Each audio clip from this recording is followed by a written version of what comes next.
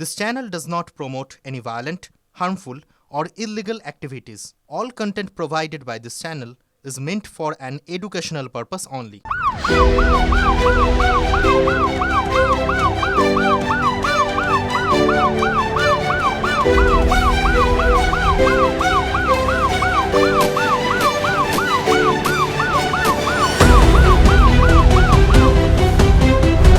যে দোষী পুলিশ তাকে এনকাউন্টার করে মেরেছে, কি মনে করো যে ধর্ষকদের এভাবেই মারা উচিত?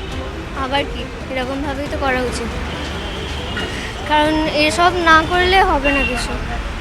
নাহলে যদি এরকম না করে তাহলে এসব কেসগুলো আরও বাড়তে পারে। সেক্ষেত্রে পুলিশ যা করে ঠিক করেছে।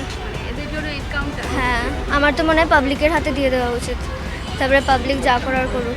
কিন্তু আইন তো পাবলিক তুলে নিতে পারে না।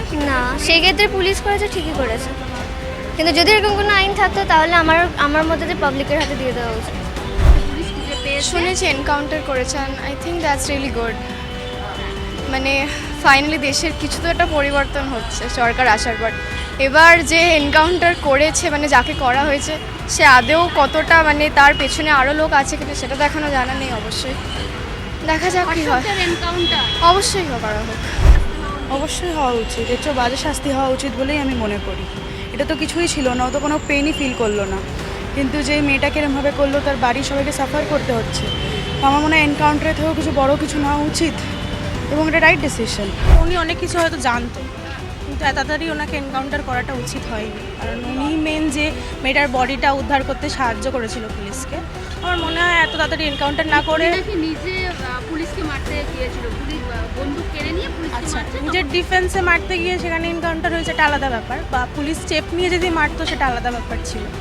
আমার মনে হয় এত তাড়াতাড়ি ওনাকে মারাটা উচিত হয়নি, ওনার কাছ থেকে আরও তথ্য পাওয়া যেত পুলিশের। তো এত তাড়াতাড়ি আমার মনে হয় না এনকাউন্টারটা করা উচিত হয়েছে।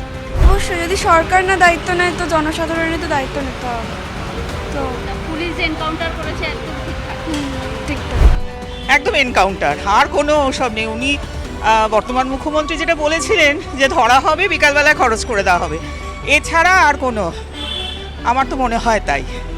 তারপরে মানবাধিকার কমিশন সে আসবে, তারা অনেক কিছু বলবে, অন্যায় তার শাস্তি, এছাড়া আর কি।